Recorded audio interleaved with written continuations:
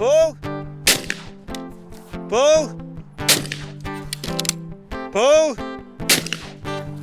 Pull. Pull.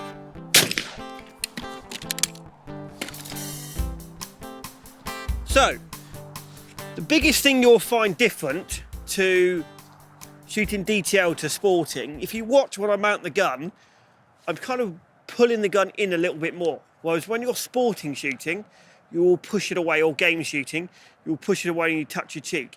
And that is why the most important thing when you're shooting trap is to get this bit right into your shoulder. So when you mount the gun, you start off, a lot of people, it's a lot more time involved when you pull that trigger.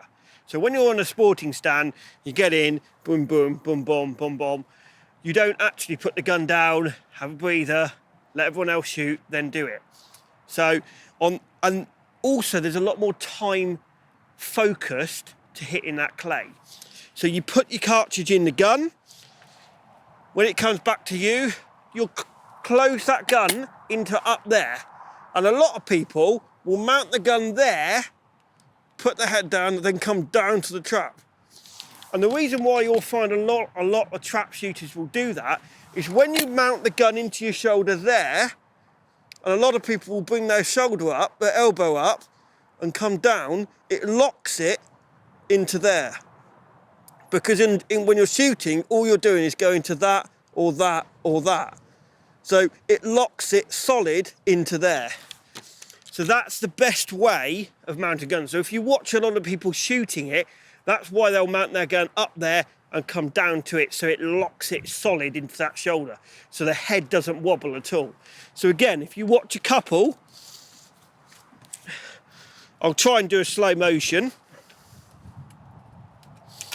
So there, come back round to your go, hold the gun there, let your focus get to there. Close the gun up, then into your shoulder, there, come up, pull. So it's solid as opposed to wobbles the gun around. When you're doing it, you will stand on that peg for 5 shots. So you'll shoot one, then he'll shoot one, then he'll shoot one, then he'll shoot one, then he'll shoot one, then you'll come back round. So what you've got to do is you've got to try and find your way of psychologically getting that focus right. So you've shot your target, now you've got to do something when the rest of the 4 are shooting. So what a lot of people do is they put their gun, their cartridges in there, and they line it up. And then they sit there. And I either look at something on the bank. You don't want to look at everyone breaking that clay, because all it will do is just keep putting it into your head thinking, oh, I've got to break the clay, I've got to break the clay. So you either need to look at something here or look at something on there, but don't focus on that clay until your person previous to you is going to come. So you look down, let him shoot, let him shoot, let him shoot. When your next person is going to shoot, then your eyes go and focus to where that clay is. Then he'll shoot. Then you close the gun up. Pull. And then shoot it. So that's the way. You don't want to just sit there and look at every single clay.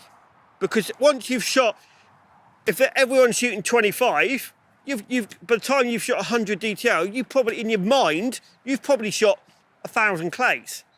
And your mind just cannot do it. So think of something to look at. Think of something to think about. So when you're not shooting, think of something that makes you feel happy. So you can think about your wife. You can think about your girlfriend or boyfriend, whichever way you want to look at it. But try and think of something happy. Or what a lot of people do is hum their favourite song. So if you've got a favourite song, don't sing it out loud.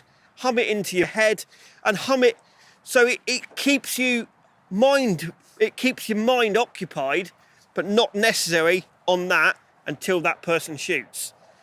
And with trap shooting, 70% is up there. 70% is psychology, to get you to break that clay. Because with the best one in the world, anyone can hit a going away bird any time, but it's hitting every single one of them and first barrel. So that's the bit that you need to be thinking. The other thing, cartridges.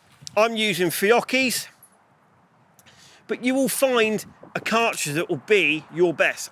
Generally, I will say, if you shoot the cartridges, the overseas cartridges, so you've got Rio, you've got Fiocchi, you've got RC, you've got some of the fobs, the cartridges you can get anywhere, because generally when you go and shoot World Cups, when you go and shoot Grand Prix, you won't necessarily get the Game Bores, the Elys. You'll get Ambers because they're built as an Olympic cartridge, but you want to be able to shoot exactly the same cartridge anywhere in the world. So think to yourself, most of the time people don't ship cartridges over when they go and shoot abroad. They will go and buy that cartridge that they can use. So think to yourself, get yourself a nice cartridge that you can get anywhere. And that's generally why we here stock things like Rio, things like Fiocchi's. Game Bore, great, fantastic cartridge. So is Ely. But when you're talking seriously competitive disciplines, you want to be shooting that right cartridge. So that is really why a lot of people will shoot Fiocchi's, Rios, RCs, that sort of thing, to get those cartridges all over the place.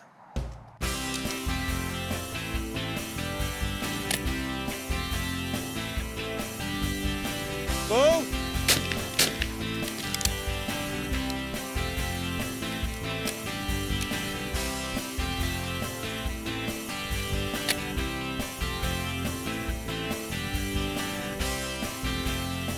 Ball.